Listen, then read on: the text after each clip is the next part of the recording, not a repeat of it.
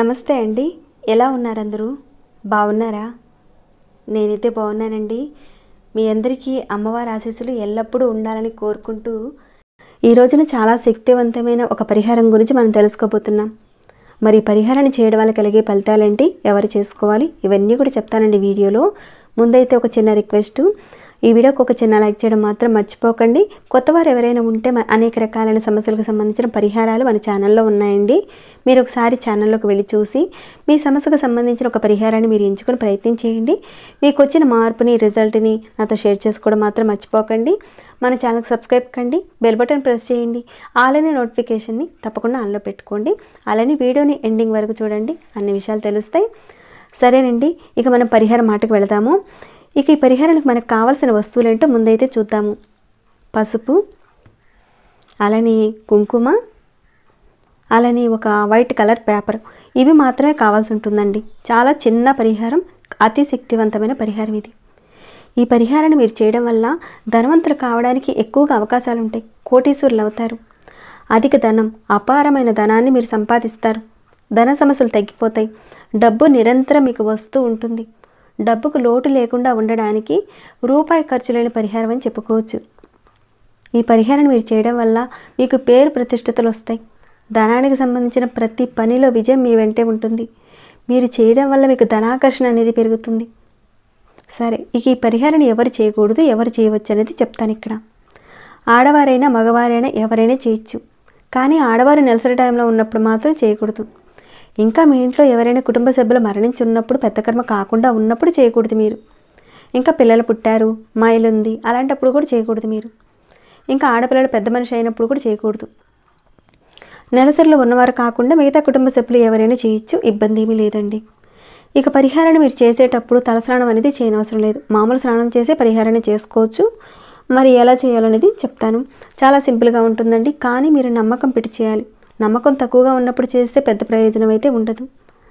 మన మనసులో ఉన్న శక్తి, మన చుట్టూ ఉన్న వాతావరణంలో ఉన్న, అంటే ప్రకృతిలో ఉన్న శక్తి అంతా కరెక్ట్గా మీరు తీసుకుంటేనే ఒక పరిహారానికి ఫలితం వస్తుంది. కాబట్టి నమ్మకంతో చేయండి. ఇక ఈ పరిహారాన్ని మీరు ఆదివారం రోజున ఉదయం నుంచి సాయంత్రం లోపుగా ఎప్పుడైనా చేయొచ్చు. అంటే సూర్యుడు ఎప్పుడైతే ఉదయిస్తాడో అప్పటి నుంచి సూర్యాస్తమయం అయ్యేలోగా మీరు చేసుకోవాలి. సూర్యోదయం ఎప్పటి నుంచి స్టార్ట్ అవుతుంది, ఎప్పటిలోగా సూర్యాస్తమయం అవుతుందనేది మీరు ఒకసారి క్యాలెండర్లో చూడండి. ఆ టైం నుంచి మీరు సూర్యాస్తమయం లోపుగా మీరు ఈ పరిహారాన్ని చేయాలి. అది కూడా మీరు ఆదివారం రోజునే చేయాలి. మీరు ఈ పరిహారాన్ని ఉదయం నుంచి సాయంత్రం లోపుగా మీరు ఎప్పుడు చేసినా పరిహారాన్ని చేసే ముందైతే మీరు స్నానం చేసే చేయాలి. మరి మేము ఉదయం చేసామండి, మరి సాయంత్రం పరిహారాన్ని మొదలు పెట్టాలనుకుంటున్నాం, అప్పుడు కూడా మేము స్నానం చేయాలని మాత్రం అనకండి. మీరు ఎప్పుడైతే పరిహారాన్ని మొదలు పెడతారో అప్పుడు ఖచ్చితంగా స్నానం చేసే చేయాలి. అర్థమైందనుకుంటున్నాను. వీడియోని స్కిప్ చేయకుండా చూడండి, అంత అర్థమవుతుంది. ముందుగా ఇలాంటి ఒక పేపర్ తీసుకోండి, వైట్ కలర్ పేపర్ తీసుకోండి. ఇంత మాత్రం సైజ్ తీసుకుంటే సరిపోద్ది. తీసుకోండి. ముందైతే మీరు కాస్త ఒక బౌల్లో పసుపు తీసుకోండి. దాంట్లో మంచినీటిని వేసి చక్కగా ఈ విధంగా తడిపి పెట్టుకోండి. అలానే మరొక బౌల్లో కొద్దిగా కుంకుమ వేసి దాంట్లో కూడా మంచినీటిని వేసి కాస్త కలిపి పక్కన పెట్టుకోండి. తడిగా చేసి పెట్టుకోవాలన్నమాట. ఇక మీరేం చేస్తారంటే వైట్ కలర్ పేపర్ మీద ఈ పసుపు ఉంది కదండి, తడి పసుపు ఉంది కదా, దీనిని మీరు ఉంగరపు వేలుతో తీసుకొని ఆ పేపర్ మీద ఒక్కట్లు రాయాలి. ఇక్కడ నేను మీకు చూపిస్తానండి, మీరు చూస్తుంటే అర్థమవుతుంది మీకు. ఈ 1వ నెంబరు సూర్యుడికి సంబంధించిన నెంబర్ అండి. చాలా శక్తివంతమైన నెంబరు.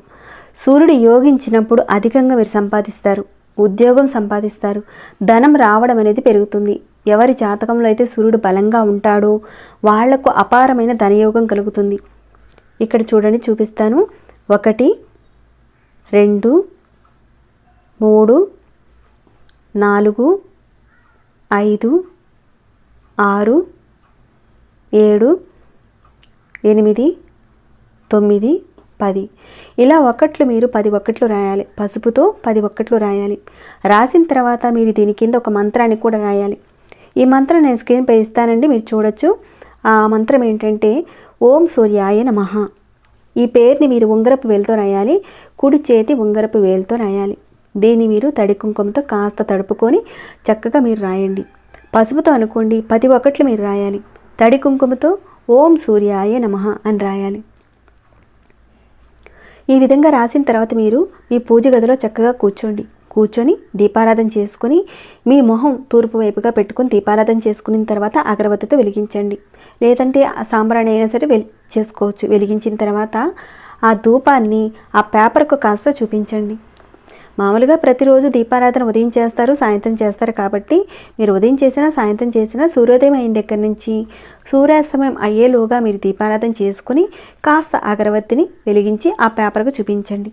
చూపించిన తర్వాత ఆ పేపర్ మీద మనం తడి పసుపు కుంకుమతో రాసాం కదండి, అది కాస్త తడిగా ఉంటుంది కాబట్టి కాస్త ఆరనివ్వండి. ఆరనిచ్చిన తర్వాత ఆ పేపర్ని మడత పెట్టి మీ పర్సులో కానీ లేదంటే మీరు డబ్బులు దాచుకుని పెట్టుకునే ఆ ప్రదేశంలో కానీ లేదా వ్యాపారం చేసేవారు మీ యొక్క గల్లాపెట్టెలో కానీ పెట్టుకోండి. ఈ విధంగా మీరు పర్సులో కానీ లేదా గల్లాపెట్టెలో పెట్టిన తర్వాత ఎప్పుడైనా సరే మీరు నెలసరిలో ఉన్నారనుకోండి, ఆ టైంలో మీరు ముట్టుకున్నా పర్వాలేదు. మీరు చేసేటప్పుడు మాత్రం నెలసరి అనేది ఉండకూడదు. ఈ విధంగా పెట్టిన తర్వాత మరి ఆ పేపర్ని ఎప్పుడు మార్చుకోవాలి అని మీకు డౌట్ వచ్చే ఉండొచ్చు. అది కూడా చెప్తానండి.